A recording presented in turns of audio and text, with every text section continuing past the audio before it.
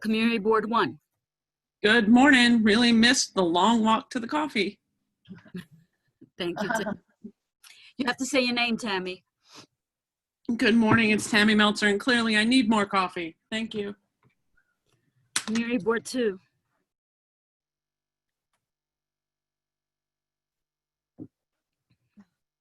Carter's logged in.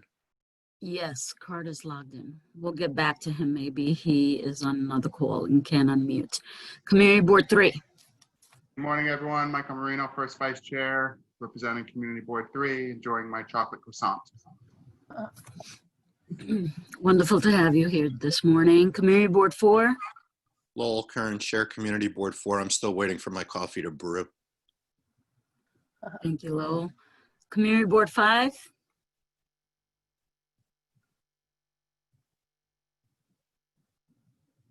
Community Board 6. Good morning, Molly Hollister, Community Board 6. Coffee is a brewing. Board 7. Mark had his, I don't know. Yes, I'm sorry, I had to unmute. It's Mark Diller, Community Board 7, black, no sugar. Community Board 8.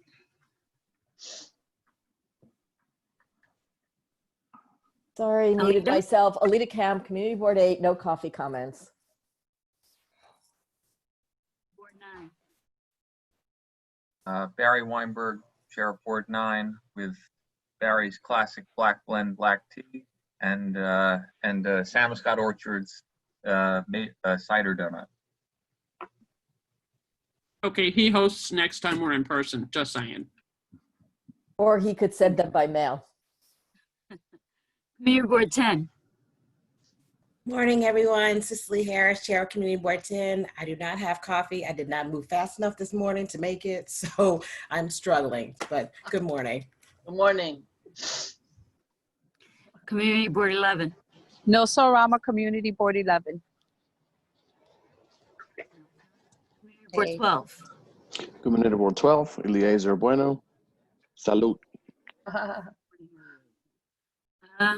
Let's go back. Community Board 2, Carter. I'm here. I was having technical difficulties. Thanks. Nothing to do with coffee, Carter? No, I've got my coffee. And let me just go back. Community Board 5. Okay. Okay, so having established quorum, I'm going to ask for a motion to accept the agenda for today, October 15th. Motion to accept the agenda. Second. Second.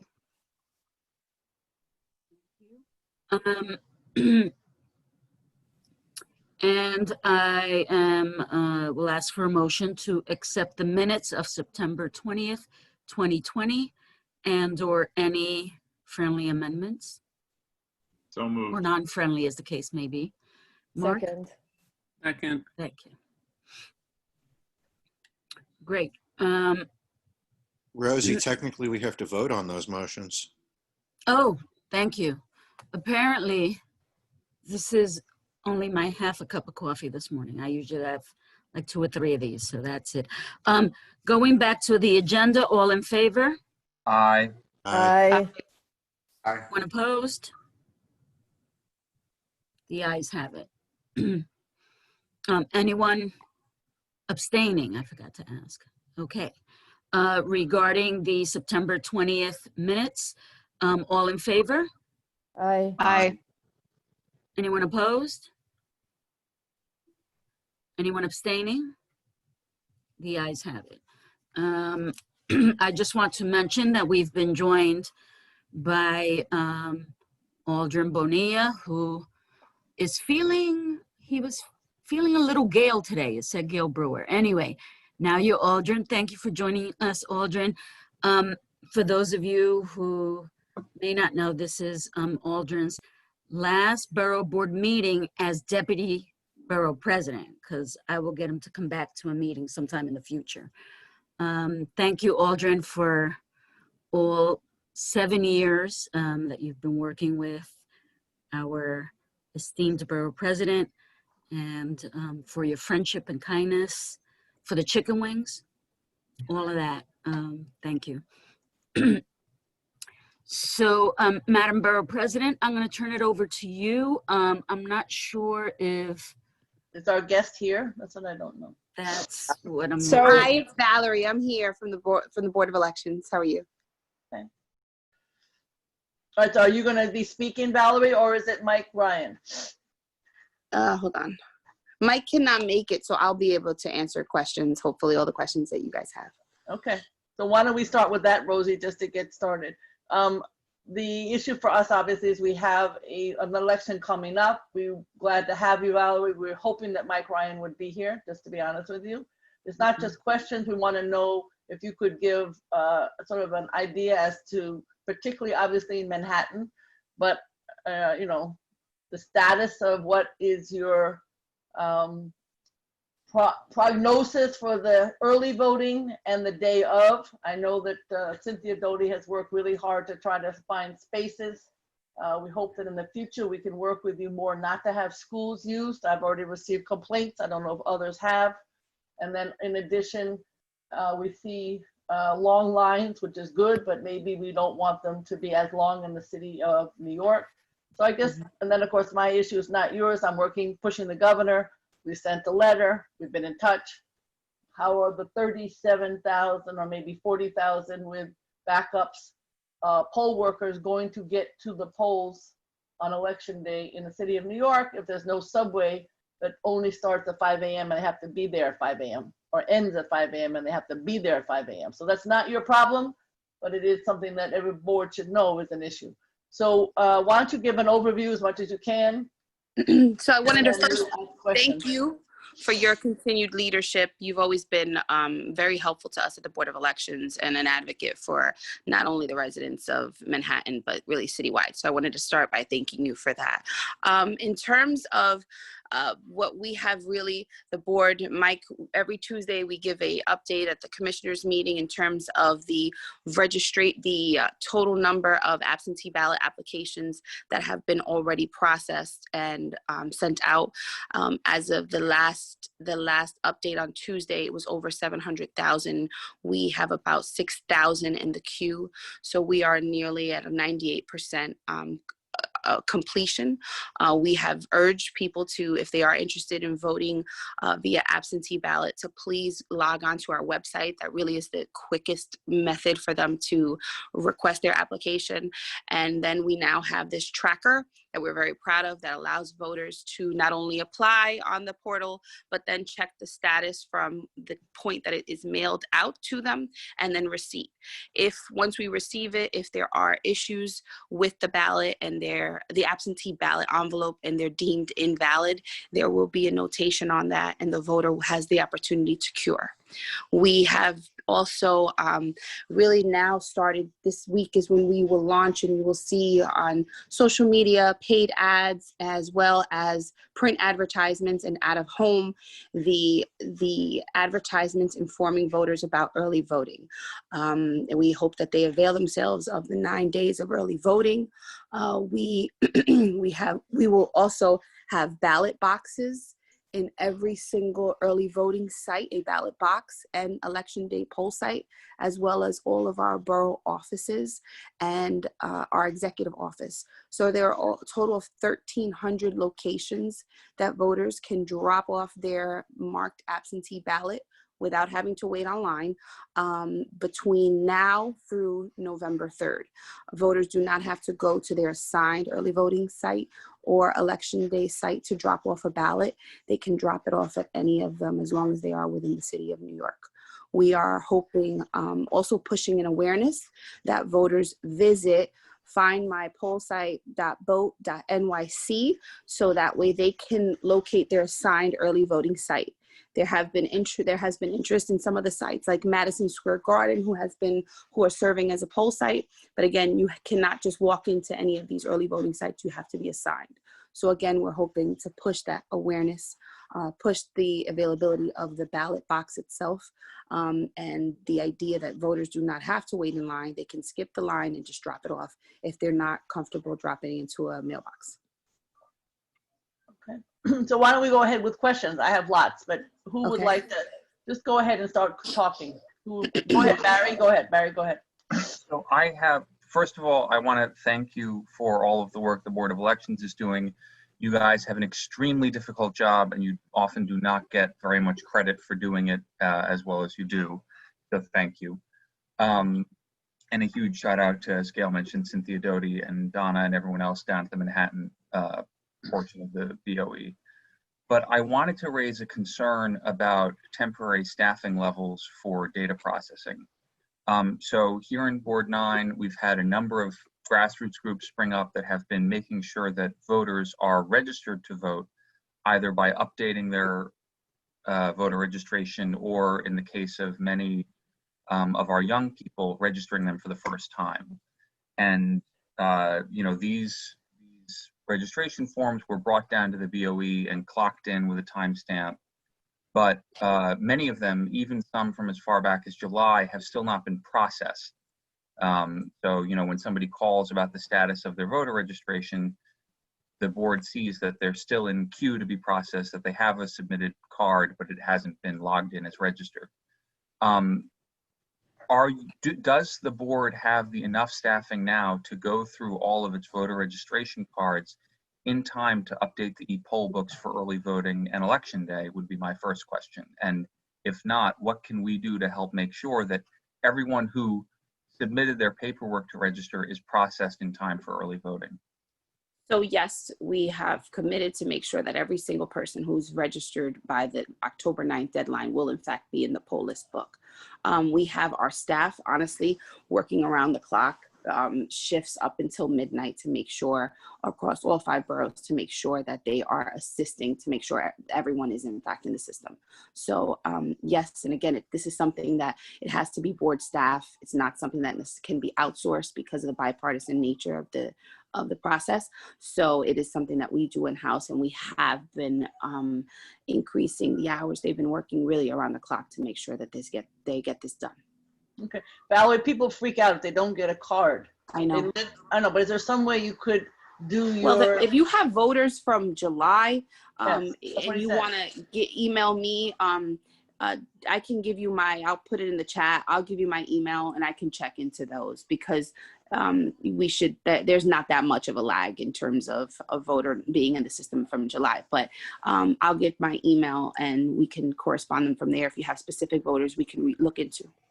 All right, it just gets me nervous that it may be not Barry's voters can be handled, but there may be others. Can you double check on that and make effort to see that people are not in the queue that long? Okay. Because that makes me nervous. Barry's very organized, so there may be others. That's what I'm saying. Who else has got questions? I do. Go ahead. Alita, go ahead. Do you have a tutorial, some kind of visual aid for people filling out absentee ballots with all of the things that can go wrong? And if not, could CB8 and anyone else, I guess, who wants, get a sample absentee ballot? Because we will do a tutorial and have someone fill it out step by step and post it on YouTube and on our website. So there are so many things that can go wrong. So that's a great question. We do have a PSA. I can send you the link, but you can find it on our website. If you go to vote.nyc, there's a tab titled videos, and you will find a video on how to request an absentee ballot, how to fill it in, how to fill out an absentee ballot. Terrific. Thank you. Thank you. Who else has questions? Gail, there's a question in the chat from somebody, a constituent question about asking when absentee ballots are going to be counted. Okay, Valerie, go ahead. When will absentee ballots be counted? So according to New York State election law, we begin that process the week essentially after the election. And again, one of the things that we wanted to make sure that your constituents know, because it's been very common on social media, you have people that are saying, well, I requested an absentee ballot or I mailed it in. Can I change my mind and actually vote in person? And that is part of the process. Yes, a person, even if you send in your absentee ballot, you can in fact vote in person, and that in-person vote will supersede the mail-in ballot. And once we go through the process of actually opening the absentee ballots, that individual who voted in person, their mail-in ballot will be invalidated. So yes, that's part of our due diligence and what we do to make sure, and why we wait, because we have to allow for the absentee ballots to come back. Anything that is timely postmarked by the 3rd, we have to give them enough time to be received. And we also have to give our staff time to be able to look into the into the records to make sure that that voter did not vote in person. So it begins a week after the election. And that process is open to the public. That whole in a transparent manner. We post our the schedule by borough on our website, and the facility where we begin to open up the absentee ballots, and that is open to a candidate, a member of the public, and the media. All right. Now these things that we got, go ahead. Who else got questions? Tammy, go ahead. Of course, everyone is concerned about delivery time on these, the post office's ability to function, but also there's been, in California very specifically, the news came out with the fake ballot boxes that are being posted around California. Is there a mechanism in New York that we have, if you see a ballot box that we know is not real, to report that? I would suggest reaching out directly to the board, and we would contact our partners at the NYPD and the USPS if it's something that's, because there was an issue with that. We had one issue in Astoria, and yes, and we contacted both the USPS and the NYPD. Just again, to reiterate, all of the ballot boxes, the secure ballot boxes, the Board of Elections secure ballot boxes will be within the poll site. So anything outside of the poll site is not, in fact, a valid absentee ballot box. That would be something probably really awesome to get out more into the public media so people actually understand that, because I didn't know that myself. And I think of right, that's a good point. Consumer, I think. Okay. Other questions? Barry, go ahead. I have a question, and it's also, I think, in the chat. Has the board hired enough staff for the post-election counting of absentees? There are other deadlines constitutionally for finalizing some of these votes, and as we saw in June, the dramatic increase in the number of absentee ballots requires a significant increase in the number of Board of Election staff who can count them in the bipartisan manner as required by law. So have there been plans, or have there been folks hired for the post-election day absentee ballot counting? That's something I actually I would have to get back to you. I don't have, I know Mr. Ryan submitted a staffing plan to the state board, but I'm not actually really properly briefed on it to be able to speak to it right now. How many new voters did you get this year? Do you have some sense of what that number looks like? Our MIS department is actually running that list for us this morning, so that way we have an internal managers meeting later on today. So once I get that email, I will share it with you, Gail. Okay, get some general idea. Yeah, sure. Okay. All right. Other questions? I still want to go ahead. Yeah, Valerie, go ahead. All registered voters, both active and inactive, received a. We got this, right? This thing in the mail. All yes. Right, and we have always had, well, not always, but for the past, I would say maybe 3 years, we've had that voter card. But some of the feedback that we received last year because of the poll pad, it allowed for voters to check in with that card because it has that scanning function. And some of the poll workers were a little overzealous and was referring to them as ID. Did you bring your ID? Because there was some confusion between that voter card, which is not ID, and checking in. So what we did was we converted it. We still left it as a card because some voters do like it in that format, but we added it as a key fob. So it's similar to what you'd get in your Stop and Shop or your local gym. You could put it on your keychain. And if you do bring that to the poll site, it would allow for a quicker check-in. But in this climate with everything going on, it also allows for contactless check-in, so that less interaction between the voter and the poll worker. There's no need to basically state my name and address. Instead, you scan, sign me in, and then you essentially check in. So we're hoping voters actually bring that card with them to the poll site on early voting day or election day for a quicker check-in. So did Barry's July person get this? In other words, if the person that July, that's what I'm saying. So all right, Barry's saying no. So the person that If you were in Barry, the system as a registered voter, then no. he didn't get it. All right, that's the challenge because their neighbor got it. Right. I'm just making this up. Their neighbor got it. So then they're nervous that they're not signed in. That's the problem. We've got to, Valerie, that's a huge issue. I'm just saying, hopefully, because people will be afraid to go if they don't have this or some indication. You can't even send them an email or something. You don't have their email on that material that they signed in. Gail, if I'm worried about your people, Barry. That's what I'm saying. Go ahead. I hear you. Form, the email is an optional field only. Right. And I have actually a question and an offer of help or suggestion, which is the videos on the website are great. May I recommend that you add a video for what happens on election day if you have to fill out an affidavit ballot? Oh, this is a huge area of mystery for a lot of folks. And even poll workers get this wrong. I'm a poll site coordinator on election day. And you know, the first ballot I ever cast in New York, I had to cast as an affidavit because my registration had been submitted in time but not processed. So I'm familiar with this. And it was eventually counted, I found out, but so many people's affidavits aren't. So a video explaining that would be a...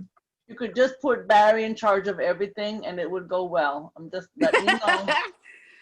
So yes, that's a great one. We actually have a video that we expect to go live today about the ballot box. We all have another one that we just finalized a script on just overall voting safely and all the safety mechanisms we have within the poll site. But that's a great one. So yes, I can commit to working on that. Do it. An offer of help, which is after this election. I know we're all laser focused on November 3rd. But after this election, is there a way that maybe the community board chairs or the borough president's office can sit down with the poll site department and try to come up with potential poll site locations that are ADA compliant, but that may, you know, can we be of service to the board in that way? I would love to take you. I mean, I'm not at the borough office. I'm at the general office, but I can tell you for sure that's something that I think is absolutely fantastic. We should take you up on that offer. Yeah, because we're always looking for space, and this is something, if we do it with time after the election, we can set up a meeting. I think that's fantastic. I think that's a great idea. I mean, I helped Cynthia as much as I could, but it's last minute. And right.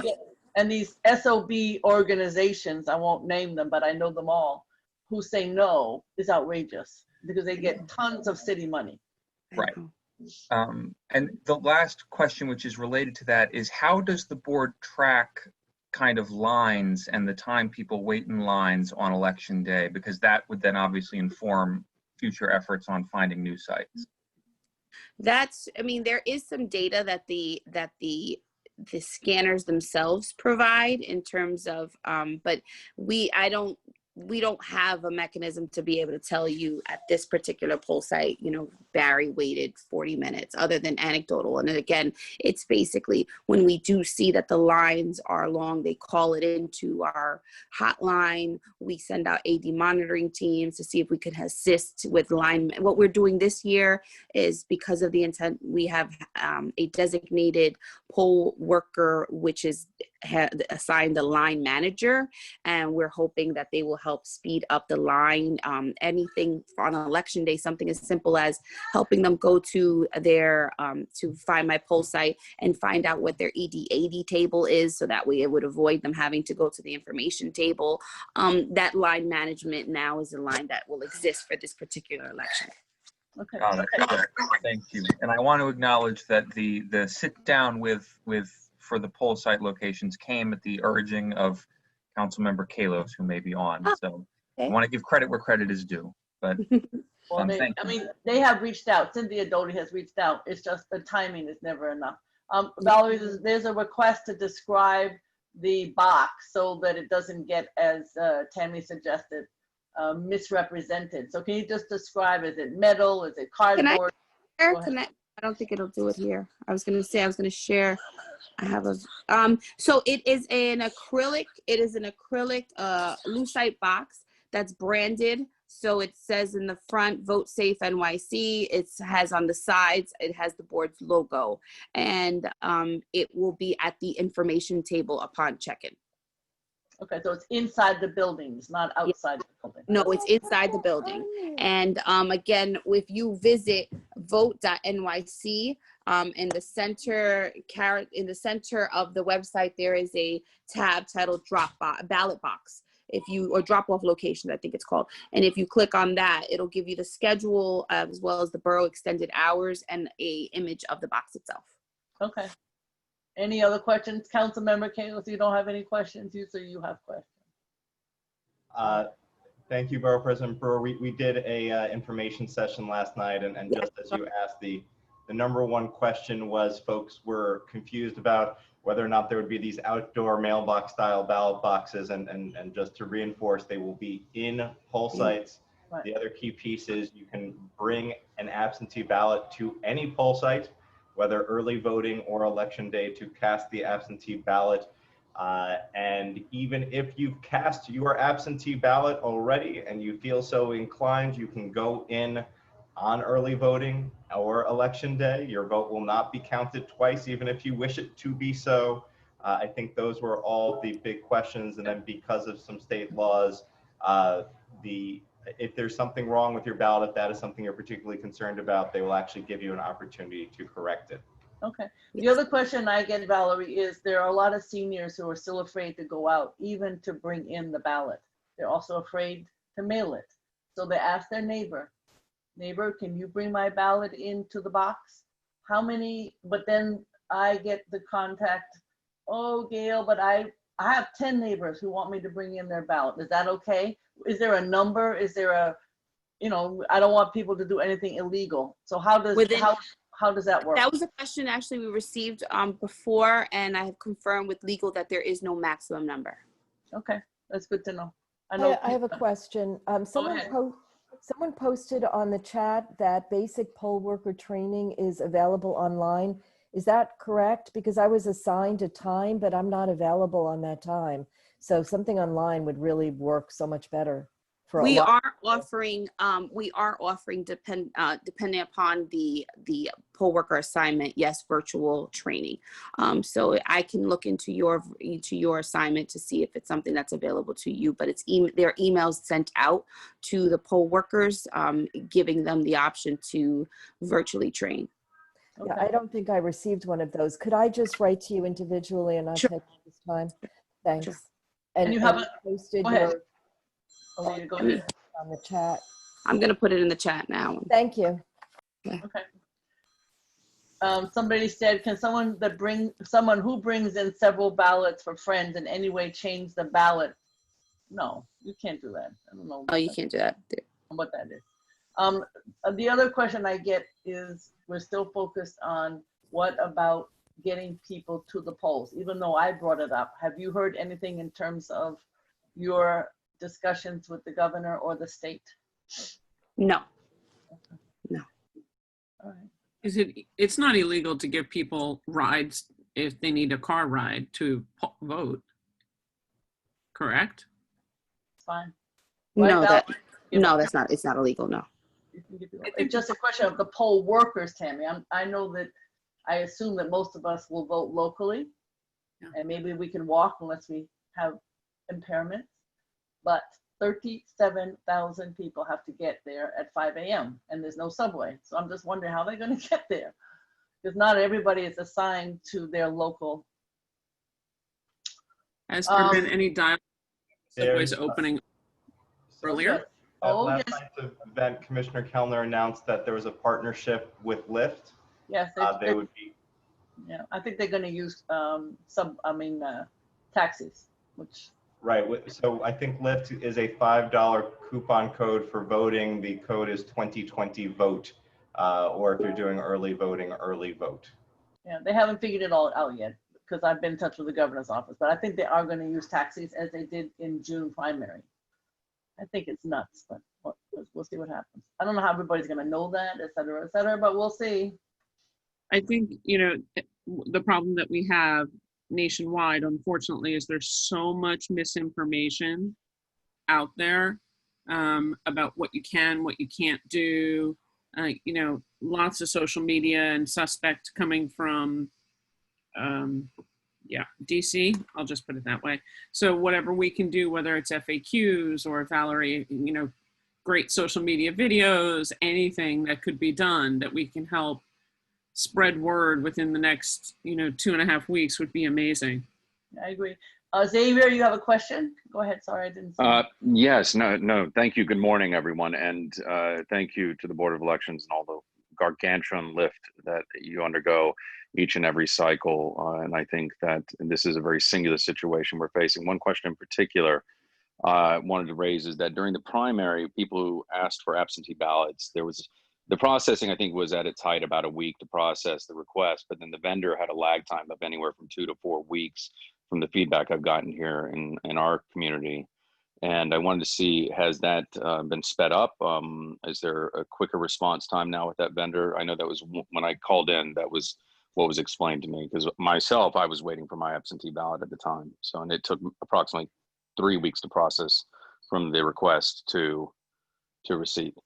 Yes, we do. We have found that the processing time has sped up substantially. And now with the availability of the tracker, it empowers the voter so that they themselves can actually go onto the portal and track the status of their application and when it was mailed out. We have 2 separate vendors that are handling, one vendor is handling 2 boroughs and the other is handling 3. We also are finding that we have received many of the applications are coming in via the portal, and that speeds up the processing time. When we are sent, obviously, the physical application itself, it requires the board to manually put that into the system. So we find that since most people are using the portal, it is speeding up the processing time. Okay. Wonderful. Thank you very much. And thank you for the reference for the videos. I will forward that because I've actually been helping people in the community because they were concerned because they got overwhelmed during the primary with all the different elections that were running for the delegates and what have you. And so I'll be able to send those videos along and then help them in the process because a lot of the elderly were very concerned on how everything was being handled for the absentee process. So thank you so much. Thank you, Gail. Thank you, everyone. So the other question, Valerie, in the chat is that if one brings the signed or hopefully signed ballot to the box, will somebody at the desk make sure that it's signed, that whole envelope issue? I mean, are they going to, I mean, I guess if you have confidence, Barry's saying no. Barry does know everything, Valerie, I just want to let you know. So do you, is that how, or are they not going to check before it goes in the box? How does that work? Let me check. I will find out. I will reach out right now. We could go to the next question. I'll find out if that's in the procedures itself. I'm not sure. But and Barry's saying no, so I hate to say. I don't see any other questions here. Why? Yeah. Buses are operating. Somebody wanted to know the buses are operating at 5 a.m. That's what the MTA told me. Take a bus. So, but I don't know if you have to go from one end of the borough to the other. Buses are kind of slow. So I believe that the governor is going to suggest the taxis, but that has not been, that has not been decided 100%. I think that's it, unless there are, Rosie, do you see any other questions? I don't see anything else here, so I don't want to keep you, Valerie. I know that we want to get going on the meeting. So I think that's it. So I think the summary, we're going to, figure out how to deal with Barry's July folks. And if there are others, please make sure they get their material. We're going to look, meeting with the borough community boards and the borough location folks at an earlier time so that the next year isn't such a challenge in terms of locations. Filling out an affidavit in terms of a video is another suggestion that came up.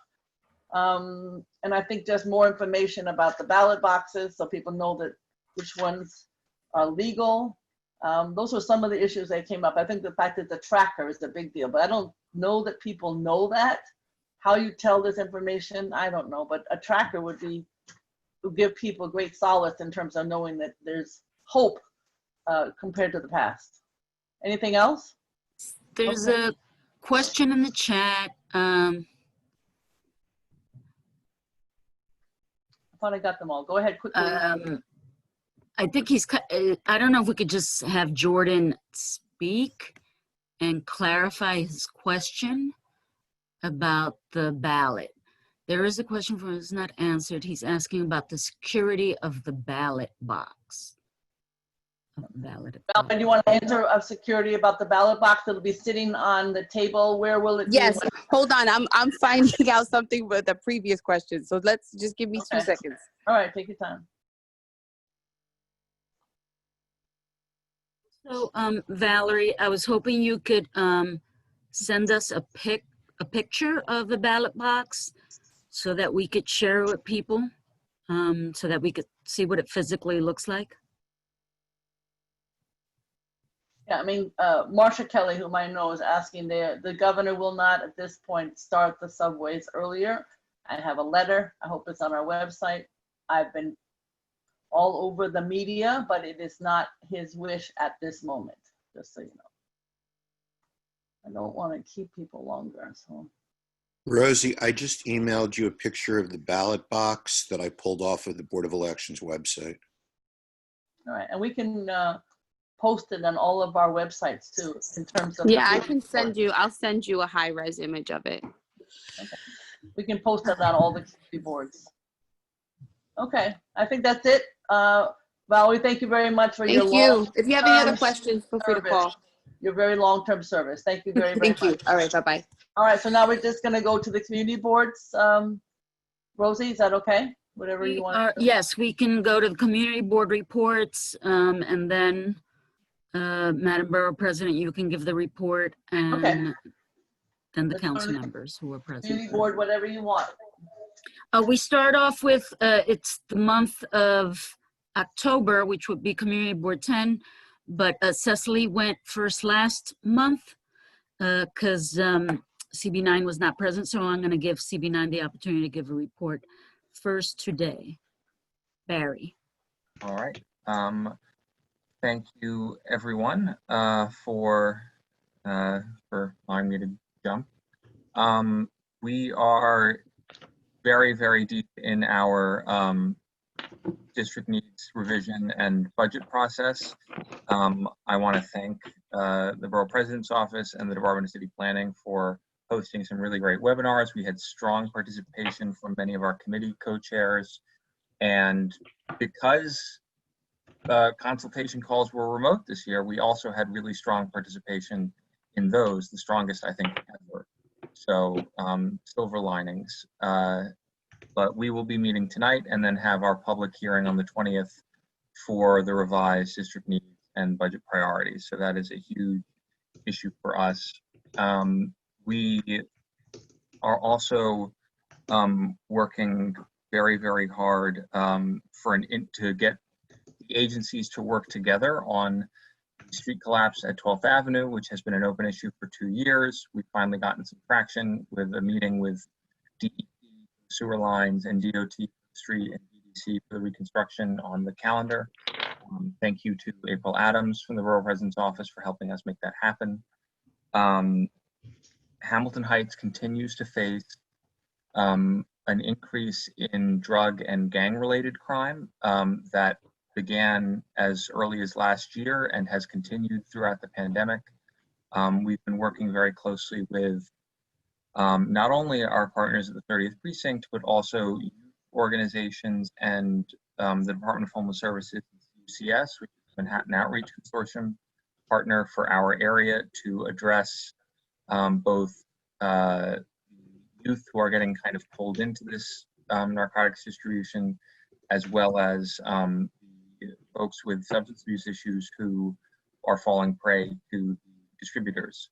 And so that is a multifaceted, multi-pronged issue that we are addressing in collaboration with those folks. We are also planning a significant increase in pressure on both HPD and DHS to really use some of the underutilized spaces in our community for supportive permanent housing for folks who are currently homeless and could be given permanent housing. We have several sites identified, one of which is owned already by HPD, that are not being utilized. And so that is a really big priority for us, is making sure that instead of what we consider to be a patchwork solution of opening new shelters, that we actually find people permanent places to live with wraparound services. So that is an ongoing push for us. We are also hopefully nearing a breakthrough on some issues with the Morningside Heights rezoning, which has been, I feel like, a broken record that's been going on for quite a long time, but it's an interesting journey with plenty of twists and turns. But we're actually seeing some light on the horizon, both for that and even including maybe some accessibility upgrades to subway stations. To that end, we are also focused on some of the more day-to-day quotidian issues. We are hosting a Community Board 9 wide Clean Your Street cleanup on October 24th, from the bottom of the district to the top. And we've involved a lot of different block associations, community cleanup groups, community groups, and so we're very, very excited about that. And finally, we are working on kind of a sidewalk shed working group within the board to specifically address certain sidewalk sheds that have been in place for many, many years, and work with DOB to either prioritize inspectors to send them to those buildings if work has been completed and they're waiting, a sign off from DOB, or to maybe work with AEP at HPD to make sure the work actually gets done and the sidewalk shed could.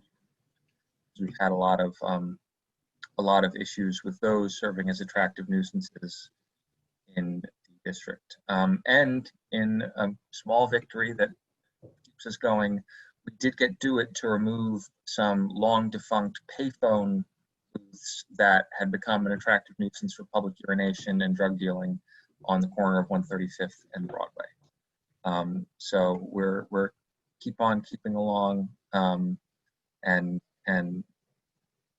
just trying to make it through budget season. Okay, next, Rosie. Cecily, Community Board 10. Good morning, everyone. Cecily from Community Board 10. So we've been, like Barry, and I know all of you, plugging along, trying to get it through budget season. But first of all, I wanted to, again, thank you all for the very much spirited and informational conversation we had last month at Borough Board about our Exonerated 5 initiative. That conversation was a way for us as a board to continue our conversations. And from the questions raised at that meeting and since then, we have formulated a presentation that will hopefully tackle a lot of those questions. So again, it was very helpful to have that dialogue. So with that, we premiered it at our general board meeting on Wednesday the 7th. So the community got a good look at it. We took feedback there. I think we are ready to go on the road. So many of you have already contacted me about having presentations at your board. So hopefully I'm getting back to you soon if I haven't already.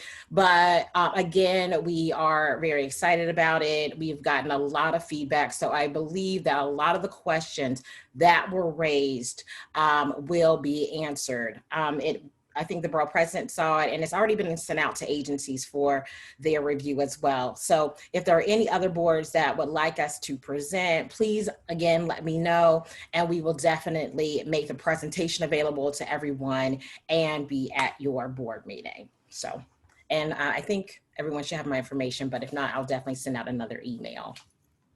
Okay. We're also excited about the potential for the Dorrance Brooks Historic District. So we've had several conversations about this on our board. We have a CB10 Comprehensive Historic Preservation Plan we passed years ago, but it's nice to see that LPC, especially at this time of the Harlem Renaissance, the 100th anniversary, is considering a study that will range from 136 to 140th on both sides of Frederick Douglass Boulevard as a historic district. If this goes through, if this is something that the community wants and those homeowners want, it will be the first historic district named after an African American in the city, and I believe the state. So we are very excited about that. We have an informational session October 21st for anyone who wants to come and hear about it and ask pertinent questions. This has been a labor of love for one of our board members, Keith Taylor. So he has been at the height of this, pushing this forward. So we're excited about this initiative. Also, we've been participating and trying to, as we can, inform people about November 3rd and getting our district out and vote. We've been participating in a slow walk, and that was a concept that CB10 and NAACP came up with, where we go into districts and we just go in a social distance way, talk to people about voting, getting people out to vote. We did do our last registration. We were doing census with all of that going on. We don't know when the last day, I guess it's today, but we were doing census as well. So we are continuing to do that. We have another one coming up October 31st. We will be walking down 125th Street, just reminding people that early voting had begun and that they should get out and do it as well. So we are doing that, and that is in conjunction with NAACP, several CBOs, and Assemblywoman Inez Dickens. So we'll be out doing that. We're continuing to support our cleanup campaign with the 125th Street bid, A. Philip Randolph Association, and many of our block associations. It started out very small, just 125th Street, about a month ago. Every Tuesday at 8 a.m., people were out cleaning. It's grown, it's become district-wide, and we're excited about it. So every Tuesday, 8 a.m., blocks are out there cleaning their area. We also trying to get a competition going where people will send pictures in on Instagram of folks out there cleaning, and we want to be able to shout them out in some way when folks are doing that. So we are continuing to do that. Also, we had a very candid conversation with our open street, open restaurant. We have only one open restaurant street, and that is Frederick Douglass Boulevard with the Frederick Douglass Boulevard Alliance. So there were some issues that were there. They came to the table. Thank you, Athena, for helping us in that conversation. There was a lot of transportation issues, some sanitation issues, and I know you all probably feel me on a lot of those things, but we were able to have a really great conversation with them, and I believe the community felt very left out in that process.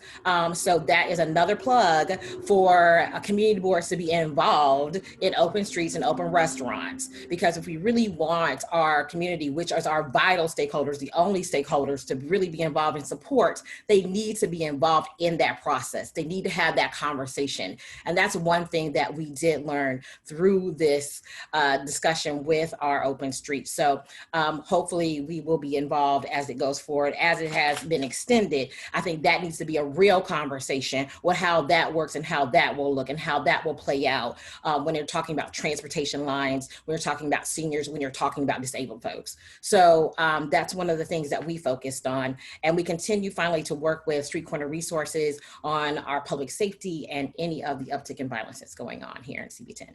That's all I have. Thank you. Thank you. Nilsa or Xavier, CB11. Good morning, everyone. My report will be somewhat brief. Community Board 11 and Cherry Kids, we did a COVID event for a lot of the homeless shelters, and that is going to be repeated October 27th. So because we find that a lot of shelter residents, although there's wraparound services, depending on who the not-for-profit is, a lot of them don't get the COVID testing. So we're doing, Cherry Kids is doing a specific event, again, a targeted event for the young kids that are in shelter situations. I wanted to take a moment and thank Ben Kalos and Deputy Borough President Aldrin Bonilla for attending our Human Services meeting, and especially Aldrin, who drilled down on the census and statistics and actually told us about certain areas within our district that we need to improve census returns from. Unfortunately, as you are all aware, that deadline has been significantly moved up by 2 weeks based on the ruling of the Supreme Court. And so our community, or like all minority communities, will more than likely again be shortchanged. The Pleasant Village Community Garden started accepting composting again. So that's exciting because, you know, in our area, there is a great deal of composting. And on 117 to 120th, the Open Streets program, that is a program that is working with Wagner to provide programming. So we're excited about that on the weekends. And the joy of each community board, ULURPs, we will be hearing 2 ULURPs at our full board meeting. And the Public Safety Committee was discussing policy interventions to promote vehicular safety, the concerns, of course, like we've all had on the e-bikes and the scooters. And of course, we all have the ongoing issues between the trash, homeless situations, encampments, these flea markets that seem to be showing up on various blocks in our community that impede traffic. And so those are things that, you know, we're looking at. And one thing I'm excited about in walking through the neighborhood is seeing all the outdoor dining that seems to be thriving in certain restaurants. But of course, having the restrictions on the indoor dining, they're just getting by. So how we can continue to help our restaurants is an open question if more monies are not put into the PPP program. And with that, I will close out my report. Thank you so much. Could I add one thing real quick? Sure. Yeah. If Rosie recognizes you. Yes. Rosie, yes, real quick, just to add with the open street that's happening in Pleasant. We've also, I wanted to thank the borough president for coming by on Saturday to 101st Street Open Street, where we had Uptown Grand Central and the cash mob. It was a packed street, but everyone was mostly distanced, and really great to have that support. And we also had a movie night that night, and we'll continue to have a movie night every Saturday from 7 to 8 in collaboration with the International Puerto Rican Heritage Film Festival, which is founded in El Barrio.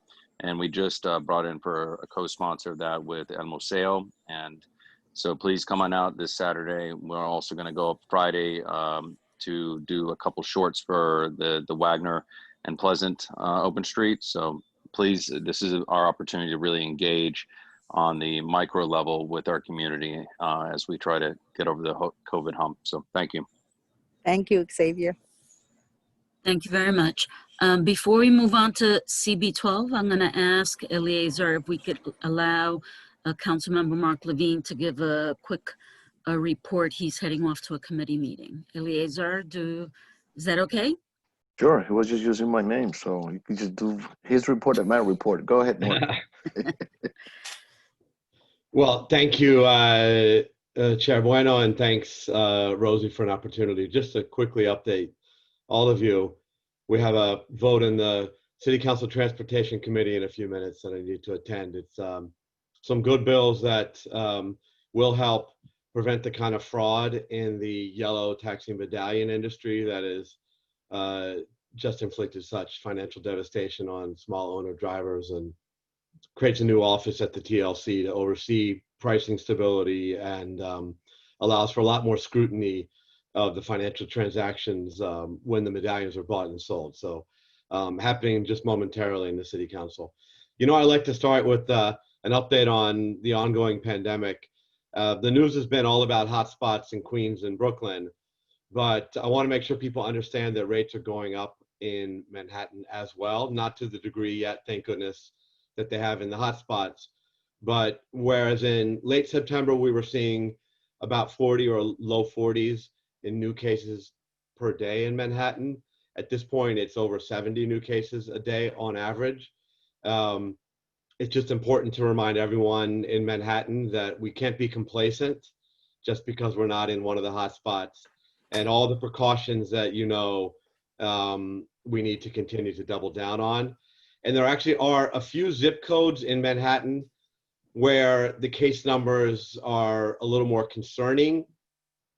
I'll mention them. 10040 in Inwood has consistently shown elevated cases, and that continues to be the case now. But some that hadn't really been on the radar before are starting to trend up, including 10012, which is basically Greenwich Village and Soho, as well as 10018, which is essentially Hudson Yards area of West Midtown.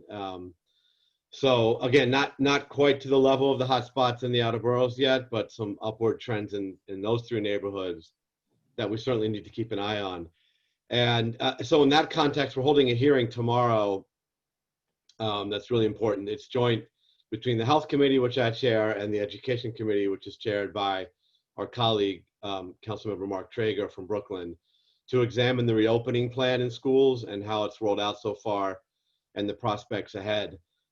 This is going to be tomorrow at 10, and we encourage all of you to join, to follow along, and to testify if you'd like. We have many, many important questions for DOE, including how the testing protocols are working, the protocols around closing schools, how they've determined to shut down schools in some neighborhoods and not others, and of course, myriad questions around staffing and PPE and other resources. So join us tomorrow if you can. I want to let you know about a bill that I was pleased to pass, I think since the last borough board, so I'll update you on it, which would expand the city's program to provide free legal assistance to small commercial tenants, to mom and pop stores. This is a program that has been run out of SBS for years, but it's been pretty small and pretty vulnerable. It actually got zeroed out in the last budget. We've been able to restore it, but our legislation now will stabilize it and significantly expand it. So I'll tell you that now there's going to be free legal assistance available to mom and pop stores for three purposes. One is eviction defense if they are facing an eviction proceeding in civil court. Second is commercial lease renegotiation, which we know is extremely important now because we need rents to come down, and many of the current rents are simply indefensible and unsustainable. And the third is for application to assistance programs like federal funds and others. And we certainly hope that there will be another round of such funding available, depending on the outcome of the election in part. But there's a link on the SBS website, which I'll drop in the chat. I think you can also access this by 311, but this is one of the tools that small businesses need now, considering the difficult days ahead.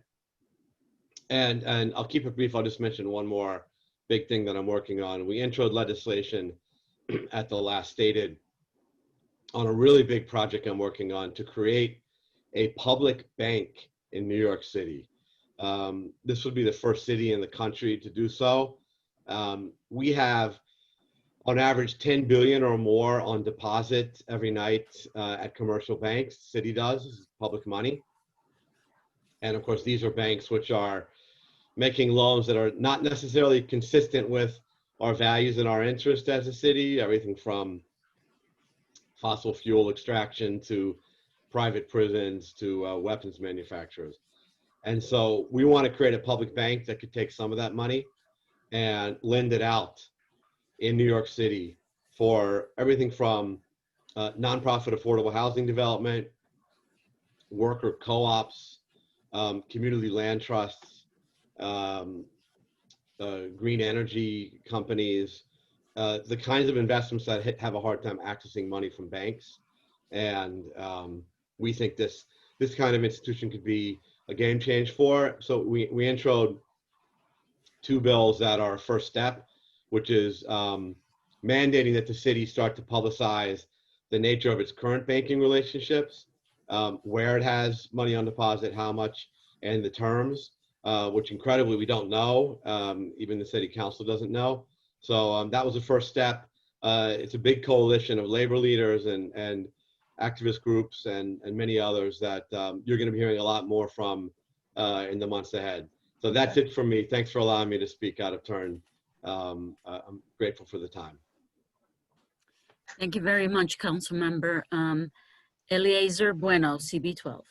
Yeah, before I move on, Mark, before you leave, there's a question on the chat about of Peter Davis talking about an uptake on cases in zip code 10012. Can you expand on that before you leave? Yes, I can. So I'm just going to get you the number here. You know, they're measuring average daily cases per 100,000 residents. It's a little different from the positivity rate, but it's something that we're getting more frequent real-time updates on.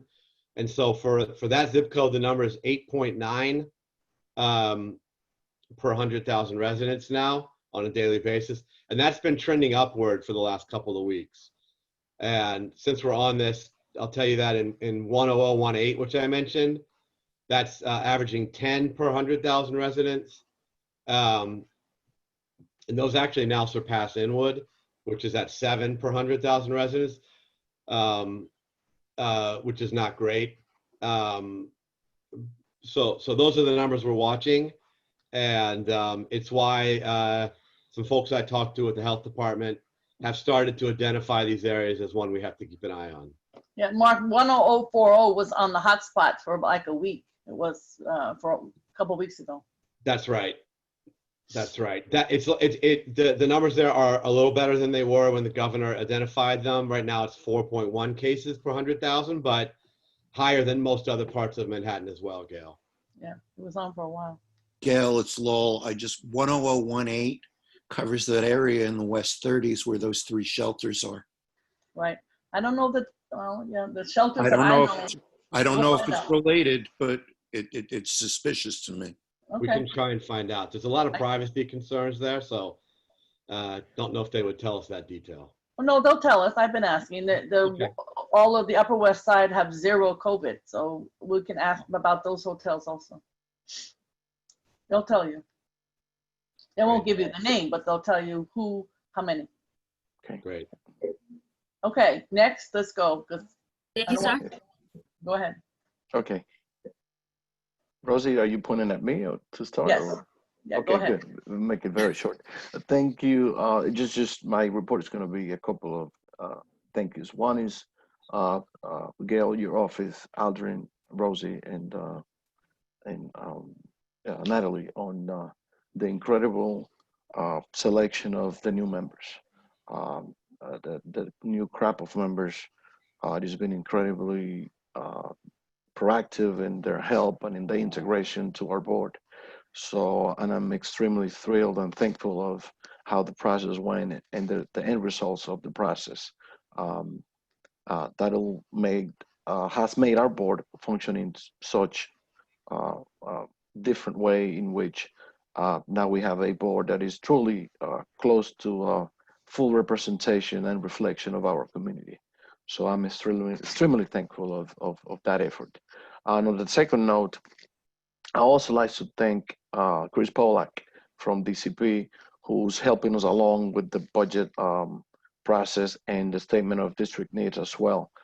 We have a very diverse board in which we have elderly, we have millennials, and we have a lot of technological savvy people. So we're trying to hybrid our ranking system to a point in which no one lags behind, in which everybody comes along and everybody understands the process. So we're using technology like Doodle, like Google Open Docs and so forth, so that when people vote, especially now with the situation with COVID and we're not a longer meeting on a personal basis, everything is remotely, so that everyone is part of the process and in how we're going to do the budget ranking via Zoom and via different technologies. So, and also we are in the process of working on a graffiti removal initiative with our local bid, NYP, and our Community League of the Heights, trying to scrape out some dollars and volunteers so that we can knock down some of the eyesores in our community. Some places more than others look like war zones. So we're trying to start that before it gets too cold. And again, Aldrin, thank you for all of the support that you've given us the past year while I've been the chair.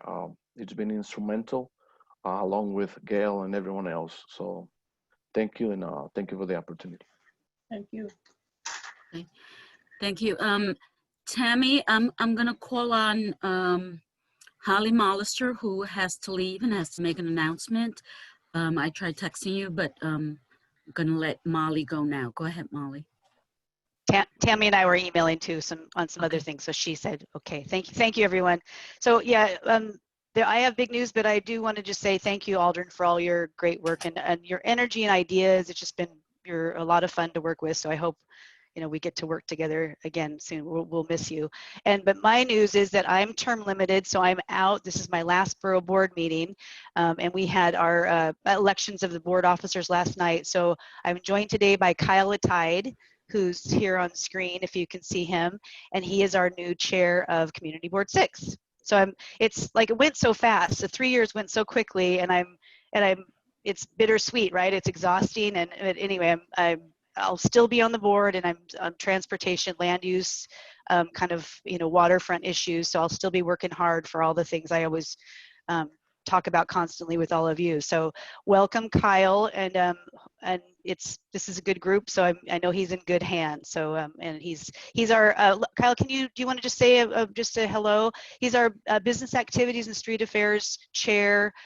No longer, but I guess I need to find a new chair with you for that committee, and then we'll do the handoff over this next several months, this next year. Awesome. Yeah, just first of all, I have to thank Molly for her leadership. I know all of you worked with her very closely over the past few years, so I know it's a cliche to say, but it is true that there are big shoes to fill, but I'm just glad that she's still on the board. Because I'll definitely be tapping into that advice and expertise as we move along with obviously a very important time in our city's history. I've worked actually with a lot of you in other capacities. The borough president might remember I was the Coro Fellow on her first election cycle. So it's really great to kind of come full circle a little bit. So I'm looking forward to working with everybody in this new role and capacity, and I'm really excited for partnership and hearing about how we're going to proceed together in these coming months. So thank you. Okay. Congratulations. Thank you, Molly. Yeah, congrats. Thank you. And then I do want to just say we're doing with several community boards. We've been, the Eastside Coastal Resiliency Project's been moving forward. It's maybe 6 or 7 years in the making. There's a CAG form. Thank you, Gail and team, for doing that. So, but we have been talking monthly, now currently weekly, to have an event October 28th. It's a Sandy 8-year anniversary event to talk about resiliency with CB, and all of you are invited, of course, but for CB 6 and 3 for ESCR, and then CB 1, 2, and 4 to talk about resiliency. They're all very separate projects, separate city agencies. It's kind of, there's no comprehensive, cohesive kind of communication. So we're working together to just talk about these issues, the big U, the protections there, and continue to just focus on, I'll continue to focus on our waterfront, but we just want to start that conversation. It'll be an event that evening at 6 o'clock. I'll put the event link in the, well, actually, Tammy, do you have that available? Maybe you could put that in the chat. And then, again, like we're just trying to connect the dots here with the city. The city will be on that call too, but we want to connect the dots and communicate better. The last thing I did for the community board, just as changing the committees around, is I added public safety to our transportation committee.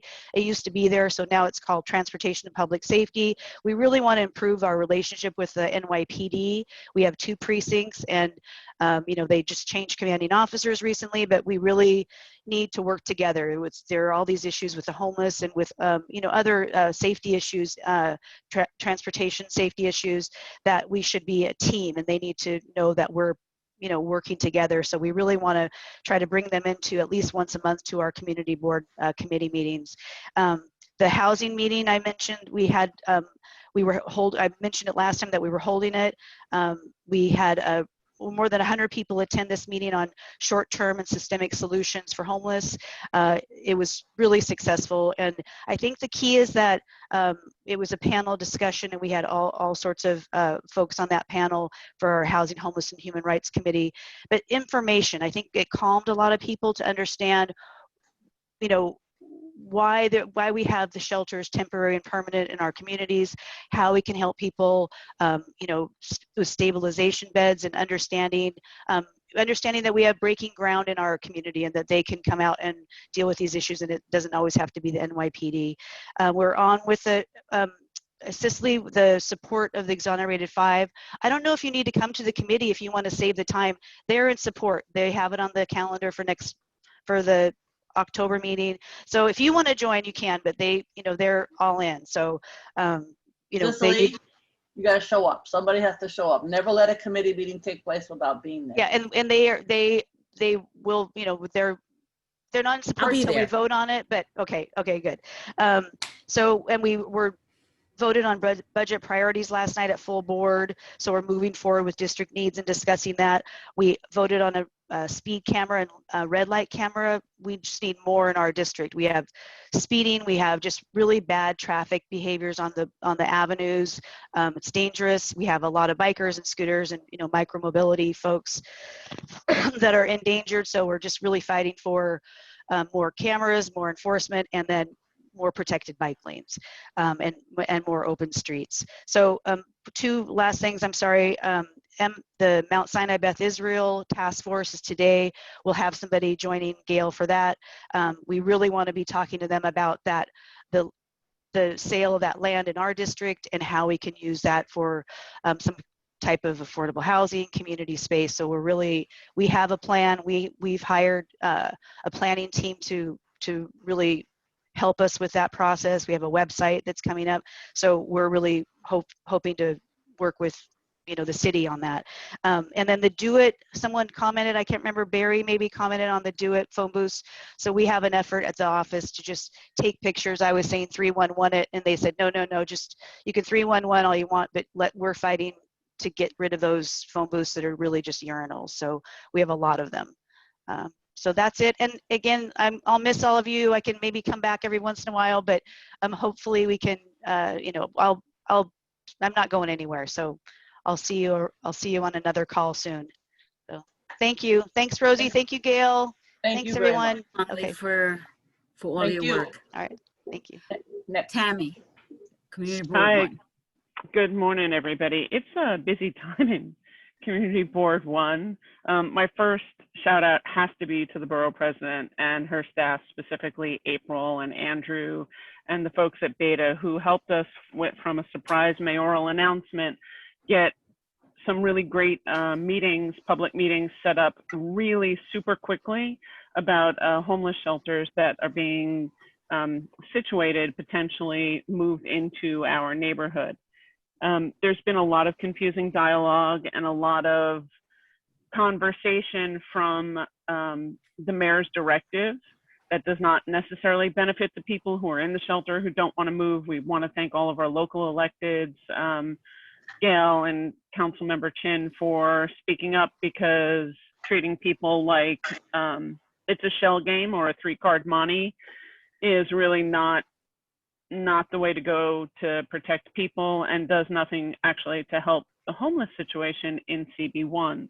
So thank you for your help. Thank you for the dialogue, and thank you. I mean, there's no way we could have managed to figure out a 1,500 person call, 1,500 plus, without April's incredible get to it that night. So thank you, thank you, thank you.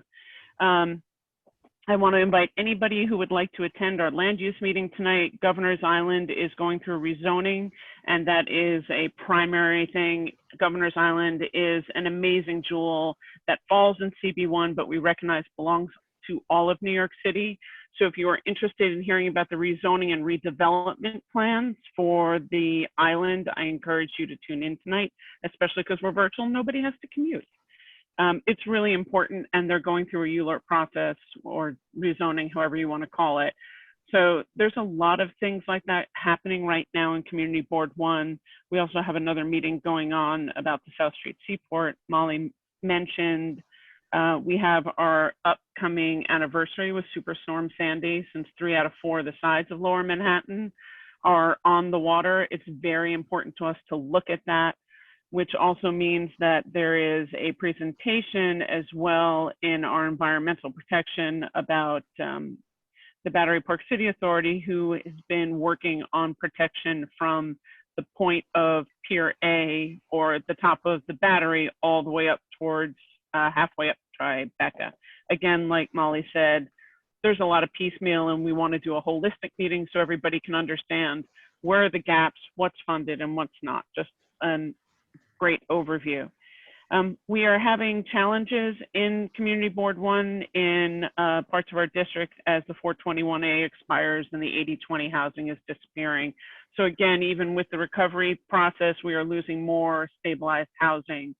And it's frightening to be hearing people talk about rent renewals that are going up, you know, several $100s in the pandemic. It's just a little unconscionable. And we are losing more and more people, which is a concern for us for the census. So thank you again to both the Battery Park City Authority and Gail's office for helping us try and get into as many buildings as we can, because we did have building managers and developers not allow them in. I want to make a mention of the follow-up to open streets.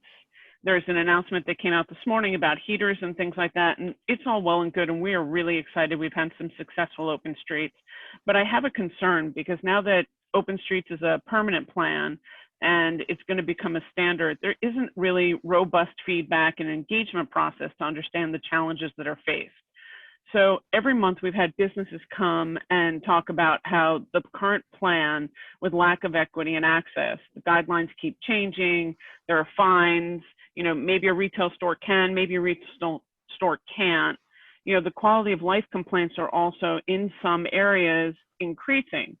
So within each community board, I think we need to find a way to do feedback and really take a look. If we want this to be a successful long-term change, which I think overwhelmingly people love some of the ideas of it, then we need to really take a look at the street rules, the parking, the city bike locations, agency parking permits, and coordinate all of this based with the SLA.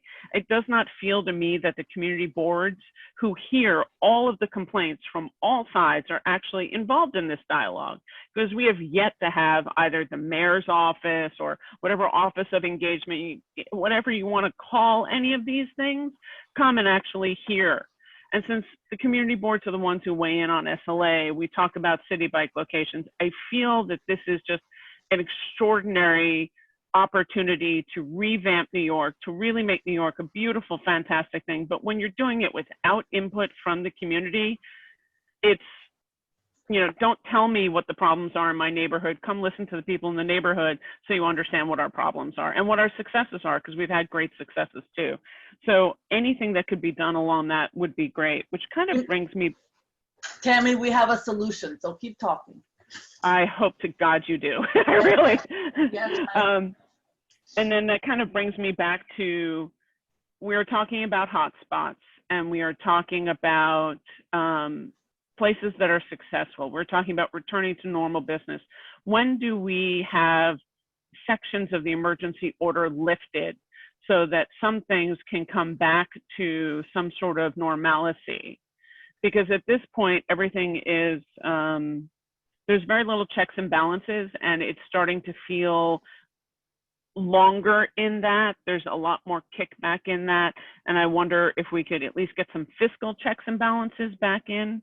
So that's something that perhaps, you know, Madam Borough President, we can discuss on another Borough Board call about getting some checks and balances put back in. If everything's not as emergent as it was before and we are talking hotspots, does that mean that we can return back to some level of normalcy throughout? We are also in Community Board 1, once we get through all of this, obviously working on district needs and budget and looking at some really where we are, because Lower Manhattan has rebounded after 9/11, after Superstorm Sandy. So we've had a lot of kickbacks and resurgence. And so what we're really trying to now take a look at for small business, affordable housing, how can we have some of the big picture dialogues to share with our other community board members of how to revitalize New York so we are not in the, when things go up, they go up a little more unilaterally, not just singularly focused on one particular business model or one particular way, and taking a look how there can be a balance in the goal of development with quality of life needs, affordable housing, and services that are needed to make each district characteristic for who they are and retain character while growing.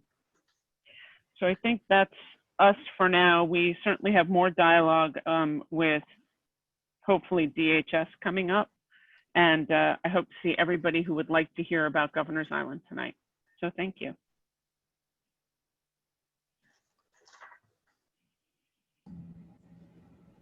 You're muted, Rosie. What's Carter, CB2. Great. Good morning, everybody. So we were surprised to some extent last week that the city announced the Soho neighborhood plan, which is an evolution of the existing zoning, that was beginning with very little information and without details on how they intend to achieve their stated goals. As many of you know, the Envision Soho NoHo engagement process began last year in January and went on through the summer of last year. We didn't have any advance notice of the city's announcement, despite assurances through the process that to quote the report, that the process sponsors are committed to continuing community involvement and transparency preceding any future implementation of recommendations. So we're just, I think, very surprised since we had not heard anything since the last meeting at the beginning of the year. So we're still awaiting those further details, and the lack of coordination in rolling this out was really evident when we noticed that the first public meeting was scheduled for the date of our October full board meeting, which really just, I think caught a lot of our board members off guard and are really shocked. The date has been changed thanks to your office, Gail, and to Rosie's help. So we were able to address that. But as everybody knows, the details, everything's in the details, and we don't have the details yet. So it's really difficult with sort of these larger ideas floating around to discuss it because we don't know what they actually are planning on doing. And it's resulted in a lot of wheel spinning at this point and trying to figure out how to actually talk about it with the community. But we have upcoming meeting dates. And so we're looking forward to hearing more about those details. Revel Scooters presented to CB2 shortly after they resumed operations in the city. That was interesting to see. Things have improved dramatically. I'm not sure if that's the case in all the other community boards. There's still a few people riding around without helmets, but the number of people not obeying the traffic rules seems to have decreased significantly. We had a great meeting last night. Our Schools and Education Committee, Janine Kiley, put together a meeting which was hosted by one of our board members who's a high school student, Betty Kavovi-Weiss, and it was focused on the middle and high school experience in remote and blended learning after 2 weeks. It was a great panel. One of the weaknesses was that we weren't able to capture the kids who can't access school because of the digital divide. So it was while it was a great panel, it was obviously missing that component. We also had a great meeting, a joint meeting between our Arts and Institutions Committee and our Reopening Working Group with our museums and cultural institutions to really touch base with them and see how things are going from our largest institutions to our smallest. And it was really great to bring everybody together to hear some of the ideas that and their successes and what's holding them back. And hopefully we're going to stay in touch with them over the following months to see how things are going. We're going to be having an update on Safe Haven, which is opening on West 14th Street. And I think that's coming online early next year. That's obviously with the homeless issues now, we're really looking forward to that. The Safe Haven spots are focused on addressing chronically street homeless who are very difficult to reach out to. As far as interesting note this month, liquor license applications, we received 27 30-day notices 15 of those ended up withdrawing or laying over, but we actually heard 12 different applications. So there is some movement there, and there's an uptick in activity. So that's good to see. Following on what Tammy had said, on Tuesday we hosted a meeting on our reopening working group on open restaurants, open streets, restaurants, and indoor dining. Ditto to what Tammy had said on a lot of the various issues. We did have reps from DOT and the mayor's office there, and it was pretty clear that there was a big disconnect in the concerns. Open dining in all of its forms has been a great success. I mean, wonderful, and it's really benefited a significant number of the businesses, but there are some kinks. And, I think the stated meeting today at City Council, they're voting on a very, there's not too many details, at least in what I saw, but on making roadbed dining permanent. But there's been no input from any of the community boards on what the issues have been. And for us, specifically in CB2, we have all different kinds of roadbed seating because we've got, the narrow streets in the West Village down to Little Italy and Nolita into the middle of the village. We have avenues. And so it's a huge mix, and not all of those streets are really best suited for this program in its current iteration, and really needs some work to really make this smooth, the process smoother if it's going to be permanent. We didn't hear too much from eating and drinking establishment owners, but we sent out a survey, and I think we heard from 250 residents. And the number one complaint was social distance space on the sidewalks.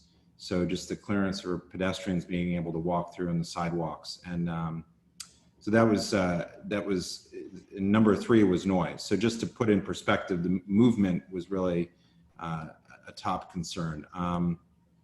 And I think I'll wrap it up there. Aldrin, thank you very much. And go from there. Thanks, everyone. Okay. CB3, Michael? Good morning, everyone. So I will tag on to Carter's concerns about the open streets hearing today that's going on at City Council, and the fact that there is absolutely zero chance for community boards to give our input.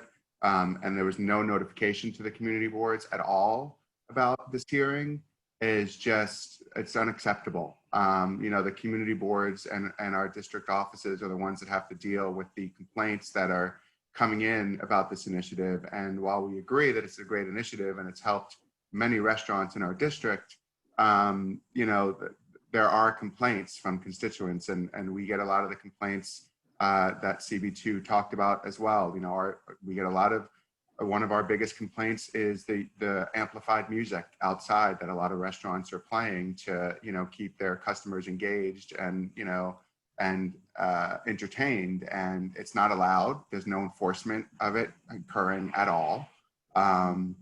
One of the other issues that our district office is having is that 311 complaints now in relation to open streets are being triaged by the mayor's office of special operations and then sort of sent in various different directions. So there's no way for our district office to really follow up on a constituent's 311 complaint because they don't know where it is. It gets sent somewhere and nobody really knows where it is, and it just sort of gets lost in this black hole.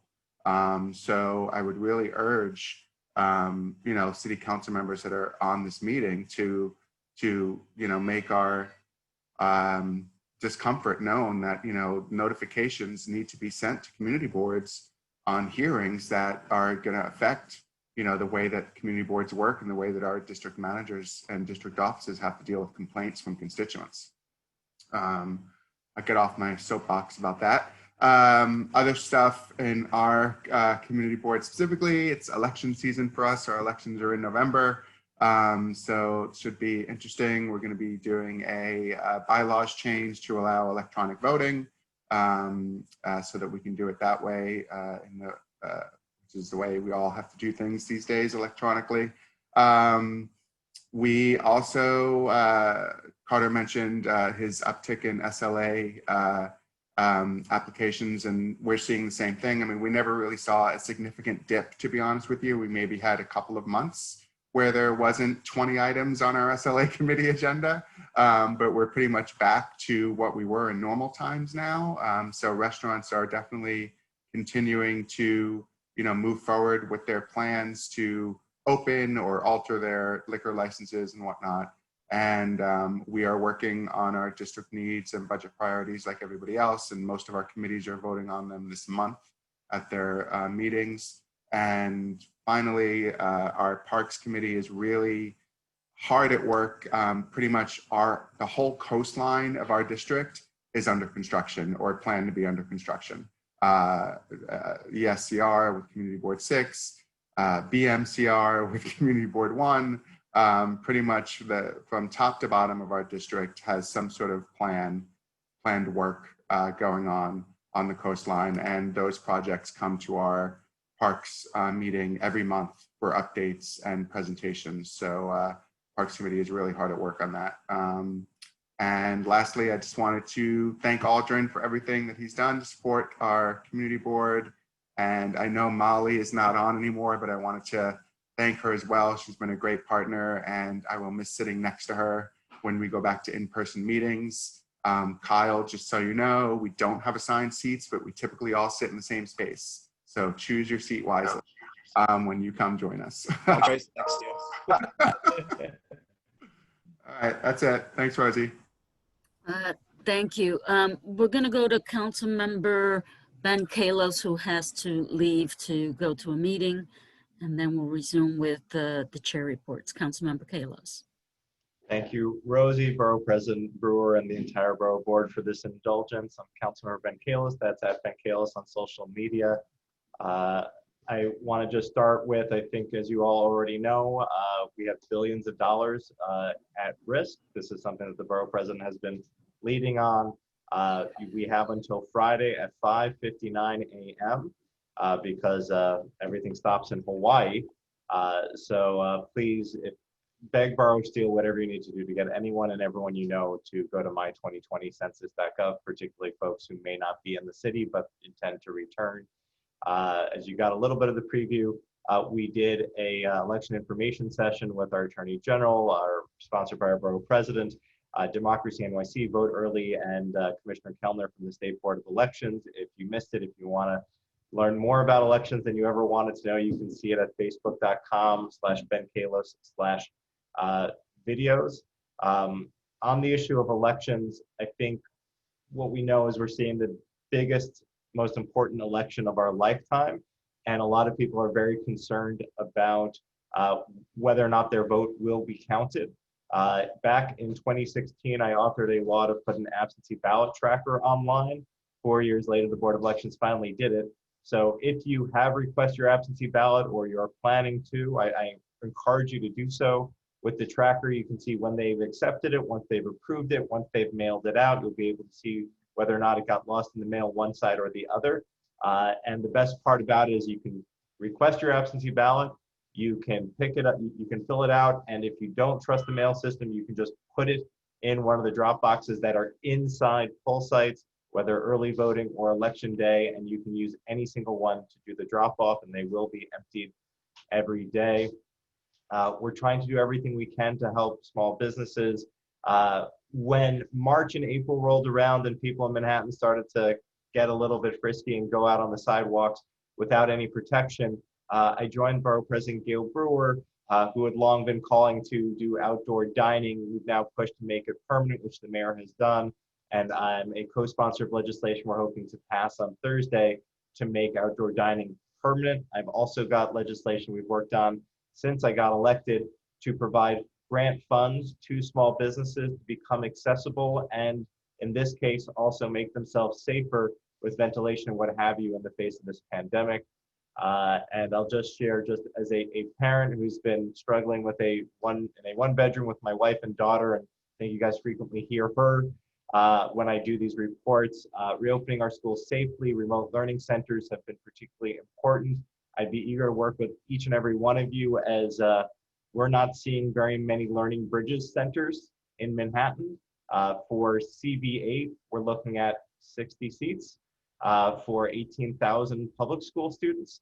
So I am certain that other community boards will be seeing something similar. We're interested in working with you to get the mayor to deliver on his promise of at least these 100,000 school seats, daycare seats. And this is for kids from like 3K all the way up to 8th grade, just so that they have somewhere to be when you have to be at work or in a borough board meeting. I also want to just share that we have participatory budgeting. We've been doing it since I first got elected. It's $1 million. You can decide how to spend it. You can go to benkalis.com/bpb/propose. And last but not least, I think we've distributed several thousand masks with different neighborhood associations. If you're interested in distributing masks with us, we have more masks than we know what to do with, more hand sanitizer than we know what to do with, and we're happy to work with you. So thank you. And if there's anything I can do to help, you can email me, bkalis@benkalis.com. Thank you. Thank you very much. Lowell, CB4. We are continuing to work with DHS about the hotel situation on West 36th Street. I continue to chuckle at the NIMBYism that comes out of some of the Facebook groups about a single homeless shelter in certain districts when we've got 3 on 1 block. But what is particularly troubling to me is what Councilmember Levine mentioned this morning. As I said earlier, the 10018 zip code covers the blocks where those shelters are. And I'm wondering if the uptick in, COVID-19 is related to those shelters. Gail, if we can get on that, because that will really force DHS's hand to break up the density that we're facing there. I'm on it. I do want to thank the borough president and Brian Lewis in particular from Gail's office for the letter that went out that was joined by Senator Jackson, Assemblymember Godfrey, and CB4 to DHS. DHS is promising to increase security on those blocks now, but not to reduce density. But we're working on them still. Excuse me, the other thing we could use some help with, we have 2 applications for historic districts that have been sitting with the agency for months now. For a Hell's Kitchen historic district on the northern part of Hell's Kitchen and a Patty's Market historic district in the high 30s along 9th Avenue. We used, funding to produce a report. It was submitted. We made a formal request for evaluation, and it's sitting there, and nothing has happened. We also will be joining with the borough president and the speaker's office later today with EDC about an increase in helicopter complaints. We have the heliport that sits in the middle of Hudson River Park that should not be there. And the joy rides that people take on helicopters have not abated even in the midst of this crisis. And we appreciate the borough president for helping organize that meeting. I think I'm going to stop with 3 because we're running late. Thanks. Thank you, Lowell. We move forward to Mark Diller, CB7. Good morning and thank you. And some of this will echo what Lowell was just presenting. But first, the most significant issues in our district continue to be the handling of and interactions with the hotel shelters and how to resolve those situations. And the mayor's changing and then rechanging his directives on that have been particularly challenging to everybody who's trying to make sense of all the needs that need to be met, both within the shelters, within the community at large. Trying to unbundle from that a separate but very important concern about safety on the Upper West Side in general, some of which may be related to homelessness and our ongoing efforts to try to resolve and work on the many faces of homelessness that maybe impact on some of these things, but some of it is quite separate from it. We are continuing to work with our precincts to try to get a handle on the right ways to address these issues that don't unduly specify or call out any one group, but try to find positive solutions for these things. That work is ongoing. And I guess that's all I'll say about that for now. With respect to the helicopters, we are also grateful to the Borough President's Office for working to reconvene there's a task force that had worked on this. The obvious concern or the obvious problem there is that while it is a huge quality of life and potentially a safety issue, it is an area of federal, not city or state regulation.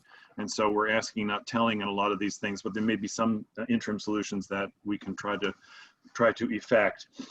Some good news on the zoning front: 36 West 66th Street, one of the most egregious examples of using mechanical voids to push the top floors of a building further and further into the sky, really for no other reason than to reap more excessive profits from it, has been rejected by a state court. We're grateful for that. We don't pretend that that's the last word from the courts. I'm sure there'll be appeals. We as a board are trying to now to arrange to have the crane and the incursions on the sidewalk removed for a moribund construction site that's already seen a year without any kind of activity. It's inappropriate for the sidewalk in a congested area to be co-opted in that way. We are grateful to the Borough President's Office also for the recent trainings on the role of race and equity and inclusion in our work and in the work of the community that we serve. We're continuing to try to, both as a board and to work with the Borough President's Office, to expand and continue that training so that we continue with the learning from the momentum that we've had in recent events and recent issues. I want to do a quick shout out to a bunch of folks who have stepped in where the Department of Sanitation has had to lay off on some, or not lay off, that's the wrong word to use, but the Department of Sanitation has seen its budget slashed, and the result of the cleanliness on the streets has been noticed by everyone. I want to give a quick shout out to the group One Block UWS, to the Broadway Mall Association, to our all of our business improvement districts who have been stepping in with volunteer and grassroots cleanup efforts. It's unfortunate that that has to be the case, but in a budget shortfall, it's great to see people coming together to do that work. And we're grateful for the Department of Sanitation for supporting that work with materials and so forth. We are continuing to try to address the various competing and newly formed proposals for NYCHA. The long-term and effects of sustained disinvestment by various levels of government on the conditions there require broad-based solutions. We're looking forward to working very closely with tenant leaders to continue those dialogues, to demystify some of the proposals, and to gather and convey concerns about where those proposals may go short, or how they may impact the real lives of real tenants and so forth.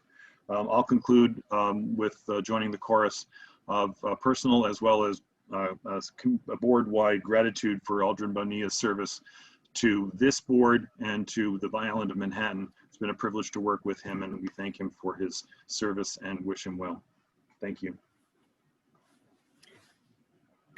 Thank you, Mark. Alita, CB8. Hi, thank you. I'd like to start by thanking Aldrin. You've made such a difference to how community boards can function and in conjunction with the Borough President's Office and for the public, and you will definitely be very, very missed. I want to start with land use because we have not-for-profits intruding largely into the community with very, very out-of-scale buildings. There seems to be an ability of these not-for-profits to say, because they're doing something for the public service, they can do whatever they want, and whatever they want is leading to a 430-foot-tall hospital on Lexington Avenue, which, as I've mentioned, is zoned for 170 square feet and which goes down the block. An enormous bulk of a building justified because they did their job and treated people with COVID. The Blood Center on 67th Street is also seeking to expand, and the way they're doing it is even more troubling because they have a for-profit financial partner who builds life sciences space, and while New York is certainly on its way and should be a life sciences hub, there is no reason that an intrusive building casting shadows for 3 to 4 hours a day for a large part of the year on a playground and on the surrounding residential buildings, why the community should be enabling that an institution to make profit. We're sure that, or I'm sure that there is another mechanism for the blood center to be able to expand and do its good work without providing a profit mechanism to its financing partner and providing space for commercial labs.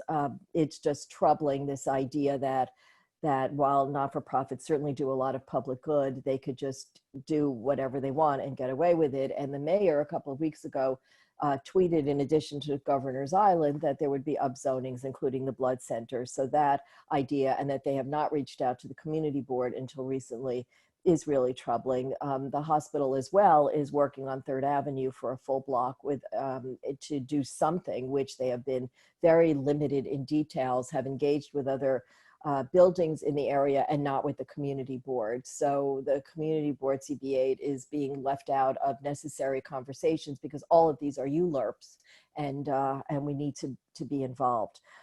We did a voting get together, I guess, at NYCHA, where people came to have help and get information on early voting, on registering to vote, and on getting absentee ballots, and that was pretty successful. So I'd like to do that again. It makes it easy for people. The Esplanade is an issue. I know resiliency and coastal issues have been raised by a lot of people. There have been some sinkholes there, big sinkholes. So we've been asking the relevant agencies to inspect and to repair. I know that looking at the minutes from the last one, that CB5 had a resolution on a public realm czar. If you could send that to us, I would be interested. And affordable housing is always a significant issue. And while the city says we have no height limits, as I've talked about in the past, while the city says that no height limits are necessary to bring in affordable housing, I hired an urban planner to do a study. And what he found, looking at the tax rolls, and I have data for all of the community boards, if you're interested, is that CB8 leads the borough in loss of affordable housing. We have lost over 14,000 units, I believe, if my recollection is correct. And the new buildings coming in have not done anything. It seems the administration only looks at gains of affordable housing and not the losses that come from tearing down the walk-ups and other rent-controlled or rent-regulated apartments.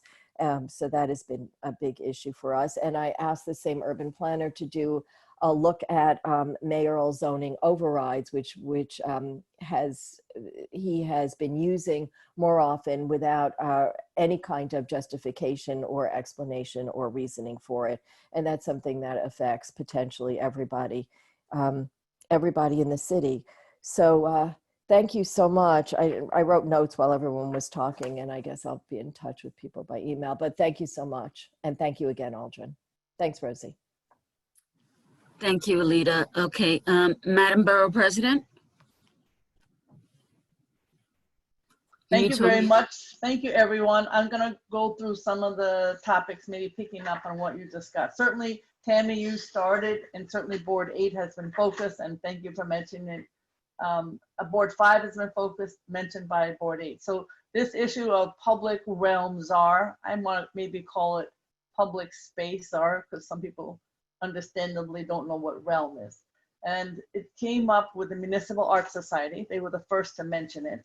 And then most recently, the Times Square Alliance. Tim Tompkins is one of my favorite people because he had so many innovative ideas.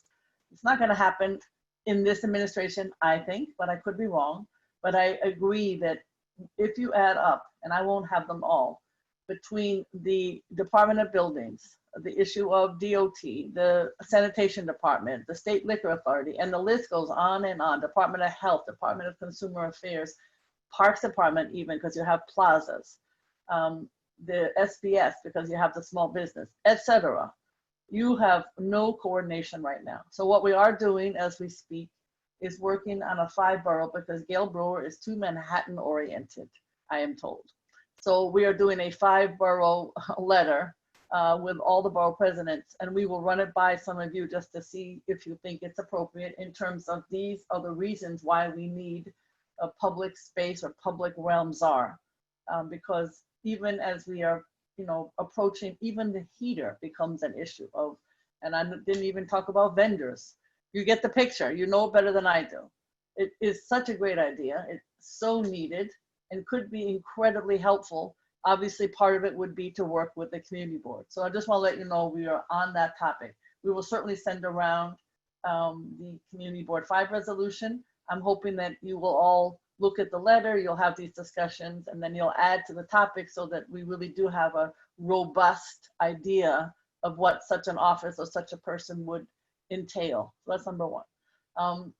The schools, I look forward to the hearing that I think Mark Levine mentioned. I am continuing. I got, for instance, a number in Community District 1, the Lower East Side. At one point, they needed 534 devices. That was about 2 weeks ago. Now it's 490 they need devices.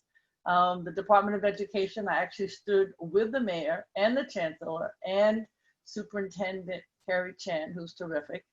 You know, I have a big mouth. And I said, she needs 594 devices. So I email and text the chancellor every morning, 7 a.m. and say, where are the devices? She still doesn't have them. I was on their Zoom last night. So there are some schools that are doing well in terms of devices, but I don't need to tell you, I think it's 52% of students are now at home learning and 48% in the school. But we all know that you even need a device if you're in the classroom. So I don't need to get into it all. This is a real challenge. And, you know, Tammy's talking about the libraries, but they're not open yet. And I know that there's a very slow process for the libraries because there was tremendous concern about COVID. And they want to go according to what they have envisioned, which is not to open immediately. So we're working constantly on the issue of devices and getting tech support. We are going to be calling every single Manhattan shelter for families, seeing if they are still in need of devices or is in fact working out. Child care cuts. I believe Manhattan has the most, my understanding. We have not gotten any specific statistics because we have not been able to get them from the Department of Education. But we understand that there are centers that are calling us. I would love to know if you hear anything, please let us know. 2- and 3-year-old services have been cut. Obviously, in some cases to part-time as opposed to full year school day, which is a huge problem for working parents. So we're working right now to get that information. Some centers have even been closed, and what we hear is that the money is removed to other boroughs where, quote unquote, there is more need. You know how I feel about that. The whole issue of the arts. I did go to the opening of the Guggenheim, and I have to say it was very, very inspiring just to see a piece of art, obviously tremendous art, inside a museum. Was, after months and months and months, I love public art, I love public sculpture, I love opening of the women suffragists in Central Park, etc. But there's nothing like seeing a Jackson Pollock in a museum that has greatness just surrounding it, aura. So what are we gonna do about some of this public art, however? So I wanna thank the NoHo and the folks in the bid, because I think they were able to not only get some of the plywood painted with professional artists, but also to save it. And we're doing the same thing with the amazing murals on Dyckman Street. We have found a wonderful, we won't get into specifics now, but we have a wonderful person who's willing to house these huge murals until we can find a permanent home for them. I just want to say we're also going to be seeing the vacancy, as somebody brought up, in the stores and the mom and pops on the avenues is horrific. It's a 78% increase from 2017 just to August 2020, from the bottom of Broadway to the top of Broadway, because we walked the whole thing. That's just one example. And I hate to say 78% in this month of October, might be even larger.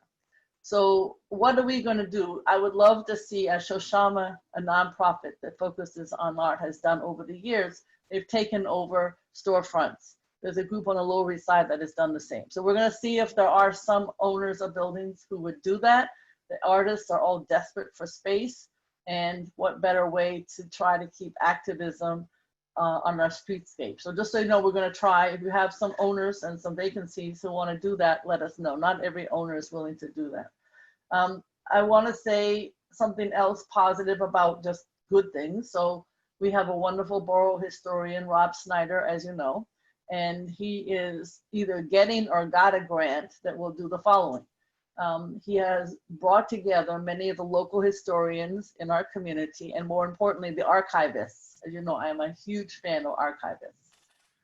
And they are going to be looking at not every pandemic artifact, not all of the lovely masks that have been donated, or the health PPE and so on and so forth. So not the artifacts, but where is the list of all of this? In other words, I know that certain collectors, museums, and so on and so forth, even hospitals, have artifacts. So they're gonna be making a list of that. So it's very different than having the actual items. We will be able to get you more information, but if this is something that one of your members wants to participate in, it would be great. There is obviously a need to do this, and I think it's a wonderful aspect. Last night I was on, as you know, I'm a tech lover, and last night I was honored to be on with the Gov Lab, which is out of NYU, and they're doing something similar in terms of technology. So we're going to put them together and see if that isn't another way. They're listing and looking at ways in which technology has played a role or not a role during this pandemic. And if that's not a question, I don't know what is, because it is nothing but technology. Just in terms of NYPD. Yesterday, I believe the mayor announced that, the governor's been hounding the mayor. Every single county has to come up with a community police plan, says the governor. And then I believe, I don't know this is a fact, because between the two of them, you never know what's fact and what's fiction. But I believe New York was the last county or counties to come up with this. So yesterday, the mayor announced that 3 people, the head of the New York Urban League, the head of the Robin Hood Foundation, and the head of the Federation of Protestant Welfare Agencies will be that group. They will come up with a plan. So I think the community board should come up with your plan and have hearings. There will be one hearing. There could be more, but I understand each borough is going to have one hearing on this topic. I don't know when. I believe this is all due next April, but maybe it's sooner. I'm not exactly sure of the due date. So I'm just throwing that out because I know somebody mentioned that they're going to add public safety to a committee's title. And I think that everybody should come up with something that is appropriate to you. Homeless housing. So I think I spent a lot of time on this and I want to thank Tammy and Mark and Community Board 4 and even Community Board 11 also spends a lot of time on this, and so does everybody else. There isn't any resolution that I know of. I believe, and Tammy, you can correct me, that the group, I think their attorney is Ken Fisher, and I believe that they are filing today in terms of the downtown support, in terms of not wanting, there are reasons that are more procurement than anything else for having a hotel individuals move from one to the other, obviously from the Lucerne to the Radisson. That's really the only update that I have in terms of this whole situation. I want to just say, let me just say, when we're talking about this public space czar and the issue of the police, the homeless comes up, the ones who are on the street, not in the hotels. And this is another place where we need support. I think I can handle a lot in government because I've been around for a long time. But right now the police are not dealing, understandably, with the homeless. And the issue is social workers, caseworkers, they're not on staff to do it either. So I'm not clear who is. Obviously the outreach is terrific in terms of Breaking Ground and Goddard and CUCS and so on. But it's not necessarily working, even though they're trying. Thank you very much. So all of this is to say, that's as much as I know about the homeless right now, but Tammy, you may want to add to it. And that's my final report, except to say thank you to Alden like everyone else. Make sure you get his cell number, his home address, and keep in touch. Tammy, go ahead. So there was an injunction filed yesterday by the downtown group in support of the residents who would like to stay on the Upper West Side. There is also another group that is opened called Open Hearts Side for the eventual need, because we know that we already have homeless shelters in Community Board 1. We have DV shelters. We have an extraordinary need for the people on the street, and we have extraordinary services who help support the community through Trinity and others. So we have a really good dialogue going, I think, in Community Board 1, because the lawsuit, I believe, really is in support of the people who would like to remain where they are and not be moved. And yet we also have another group who is recognizing the growing need of homelessness and how the face of homelessness will change as soon as the rent moratorium is lifted, and the eviction moratorium rather is lifted. So we've got the two dialogues going on in Community Board 1. That does, I think I am incredibly grateful for your support in terms of helping us formulate the dialogue and really trying to find the issues. It is sad that this could have all been avoided with a little bit of community outreach and a little bit more dialogue and a little bit more preparation and planning, which does not seem to be the current mode of things.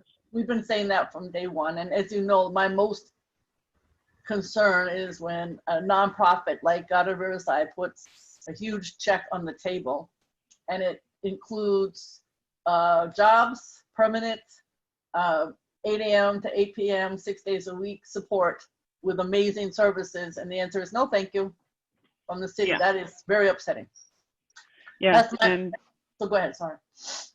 And I think it's interesting because there's a gentleman from the shelter who has stepped up very strongly and very bravely to speak at our meetings and help form a different dialogue, which is also super important, because it's not about NIMBY, it's about what they want in the shelter for what works for them. They want the jobs that have been offered. They are stabilizing and would like to remain stable. So it really is about that. And then trying for us in Community Board 1, where we are, as you know, with the vacancies of the storefronts, I can send you, dozens of pictures of people sleeping now in front of them. So trying to find ways to help the growing increase when the subway shut down and they're on the streets from our major transit hubs and everything else that many other community boards have when those people don't have a place to go yet. Yep. Rosie, do you want to have Aldrin say a few words and then close out? And Aldrin, I'll buy you a drink when we're in person. Yes, and Aldrin, why don't you talk about your True Heart's Desire, the census? Well, yes, I mean, that's a good point. In closing out, I mean, in terms of the census, you all saw the Supreme Court ruling and Sotomayor's dissent on that the census will come to, the enumeration of part of the census decennial will come to a conclusion tomorrow morning at 6 a.m., I believe. We fought all along, as you know, by the name of the Manhattan Complete Count Committee, is that we fought for a complete and accurate count. So while the Census Bureau is reporting 99.9% of households counted, that's a measure of completeness based on the unit of analysis that they are focused on. But the accuracy of the count is something that we're focused on in terms of the population. So you can have 99.9% of households counted, but that doesn't mean you have 99.9% of the population counted. So that effort is continuing to be fought along in terms of the accuracy of the data now, and the time that the census is going to take to clean the data. So for example, you might have an Upper East Side Manhattan resident who first filled out the census maybe using a Hamptons location because that's where they were located during the COVID pandemic. But then they may have received a postcard to say to fill out the census in your primary address. So they might have filled it out again with their Upper East Side address. So now does the census, what has primacy in terms of the count for the Census Bureau?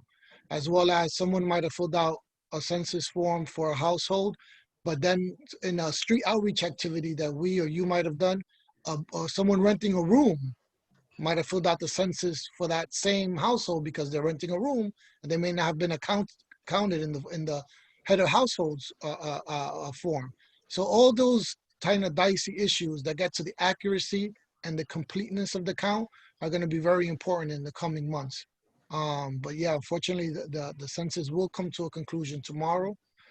Thank you all, community boards, for all the help you've done both as a member of the Complete Count Committee, but also the different walking tours that you've joined our office on to distribute information and to distribute promotional items as well as promoting the different town halls that we've concluded, the dozens and dozens of town halls that we've concluded in lead up to tomorrow's final submission date.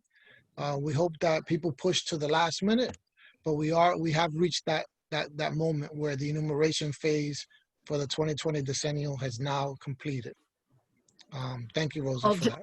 Aldrin, is there any validity to the rumor that the Supreme Court is ending the census early because tomorrow is your last day? Yeah, that's a good one. That's a good one. Completely, where conspiracy theories abound, but that one can be debunked immediately. I had no influence in that.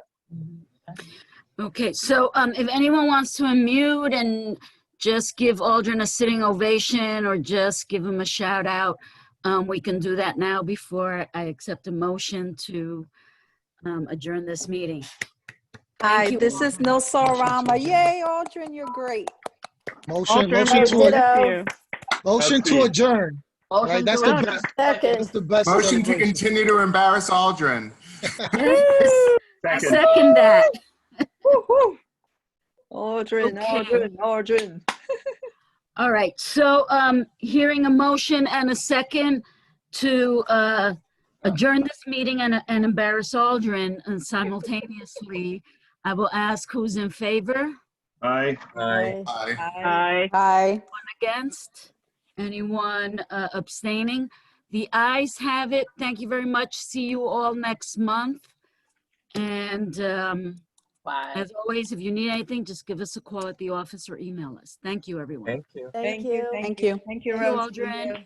Hey, pass to Aldrin.